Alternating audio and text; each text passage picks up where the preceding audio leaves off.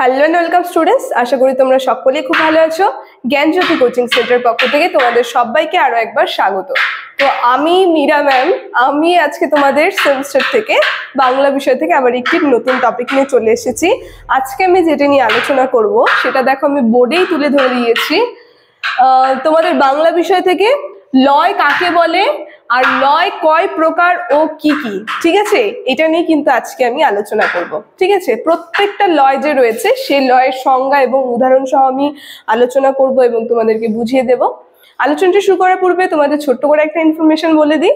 দেখো বোর্ডের কর্নারে তোমরা দুটো নাম্বার দেখতে পাচ্ছ, এটা হচ্ছে আমাদের জ্ঞানজ্যোতি কোচিং সেন্টারের অফিসিয়াল হেল্পলাইন নাম্বার। এখানে তোমাদের অনলাইনে ক্লাস করানো হয়, তার সঙ্গে তোমাদের নোটস দেওয়া হয়।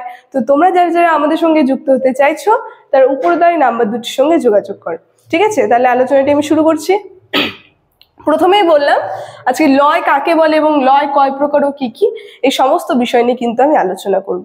দেখো বোর্ডে আমি কিছু কিছু পয়েন্টগুলো খালি তুলে ধরেছি, লয়গুলোর নাম লিখেছি, সেগুলো সংজ্ঞা কিন্তু আমি লিখিনি এবং উদাহরণ আমি লিখিনি, সেগুলো আমি মুখে বলে দেবো, তোমরা একটু খাতা বের করে লিখে নেবে আমি যখন লিখতে বলবো। ঠিক আছে, দেখো প্রথমে চলে আসি সংজ্ঞাতে। লয় কাকে বলে, এই লয় কাকে বলে এই সংজ্ঞাটা দেখো এখানে আমি একটা লাইন খালি লিখেছি, এটা বোঝানোর জন্য আমি সংজ্ঞাটা বলবো। আগে লাইনটা দেখো, প্রবাহিত ধ্বনিস্রোতের উচ্চারণ গতির নাম লয়। মানে একটা কবিতা যদি তুমি পড়ো, সেই কবিতার যে একটা সুর, ঠিক আছে, সেই ধ্বনিগুলো যে রয়েছে কবিতার মধ্যে, সেগুলো যে একটা সুর, সেই সুরগুলোকে বলা হয় লয়। ঠিক আছে, মানে এক একটা সুর, তাল, এগুলোকে কিন্তু লয় বলে। ঠিক আছে, দেখো এখন সংজ্ঞাটা আমি বলছি, তোমরা এই লয়ের সংজ্ঞাটা লিখে নাও যে লয় কাকে বলে। ঠিক আছে, দেখো সংজ্ঞায় রয়েছে প্রবাহিত ধ্বনিস্রোতের উচ্চারণ গতির নাম লয়। তারপরে দাঁড়িয়ে দেবে, লিখবে কবিতা পড়ার সময় চরণের শুরু থেকে শেষ পর্যন্ত পাঠের স্বাভাবিক গতি থেকে যে সুর বা চাল অনুভূত হয় তাকেই লয় বলে। তো আমরা যে কোনো একটা কবিতা পড়বো, সেই কবিতার শুরু থেকে শেষ অবধি যে আমরা একটা উচ্চারণ করছি, যেরকম আমি যদি বলি সকালে উঠি আমি মনে মনে বলি সারাদিন যেন আমি ভালো হয়ে চলি, তো প্রত্যেকটা একটা সুর চলছে, তাই না? সকালে উঠি আমি মনে মনে বলি, এখানে থামলো। এই যে এক একটা প্রবাহমান একটা যে সময়টা, এটাকে কিন্তু লয় বলে। ঠিক আছে, গতি, এই গতিটাকে কিন্তু লয় বলে। দেখো এবার লয় কাকে বলে এই সংজ্ঞাটা আমি বলে দিলাম, এবার এই লয়ের প্রকারভেদ নিয়ে আমি আলোচনা করি।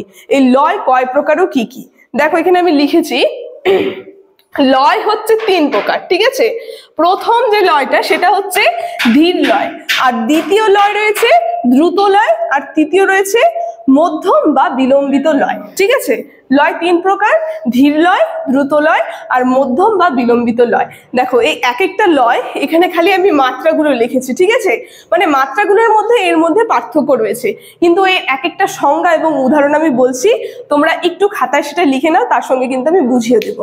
দেখো লয় যে রয়েছে ধীর লয়, প্রথমে যদি বলি এই যে ধীর লয় চলে আসছি, এই ধীর লয় সংজ্ঞাতে তোমরা লিখবে যে কবিতাগুলি পূর্ণ পর্ব বড় বড় 8 থেকে 10 মাত্রার সেগুলি ধীর গতিতে পড়া হয়, ইচ্ছা করলেও দ্রুত পড়া যায় না, এটি হচ্ছে ধীর লয়। ঠিক আছে, উদাহরণ হচ্ছে মহাভারতের কথা অমৃত সমান কাশিরাম দাস কহে শুনে পুণ্যবান।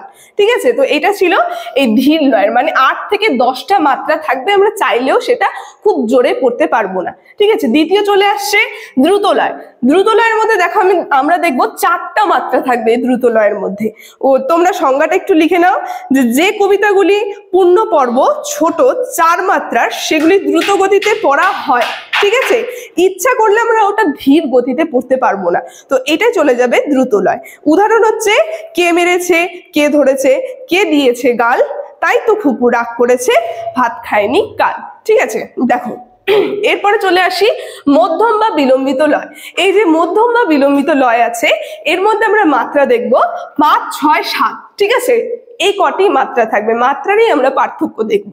দেখো এখন যদি সংজ্ঞাটা আমি বলি এই মধ্যম বা বিলম্বিত লয়ের, যে কবিতাগুলি পূর্ণ পর্ব বড় নয়, আবার ছোটও নয়, আবার মাঝারি ধরনের, 5, 6, 7 মাত্রার পর্বযুক্ত মাঝারিভাবে চলে, ইচ্ছা করলে ধীরে কিংবা দ্রুত, মানে তোমরা জোরেও পড়তে পারবে বা আস্তেও পড়তে পারবে, সেগুলোকেই বলা হয় মধ্যম বা বিলম্বিত লয়। এটার উদাহরণ যদি আমি বলি, উদাহরণে রয়েছে সাগর জলে স্নান করি, সজ্জল এলো চুলে, বসিয়া ছিল উপল উপকূলে। ঠিক আছে, তো এগুলো ছিল লয়। সমস্ত লয়ের যে এক একটা লয়ের উদাহরণ এবং সংজ্ঞা সহ আলোচনা আমার আজকে এতটুকুনি ছিল। আলোচনাটা আমি এখানেই শেষ করছি। ভিডিওটি যদি তোমাদের ভালো লেগে থাকে অবশ্যই like, comment, share and subscribe করে দেবে। Thank you.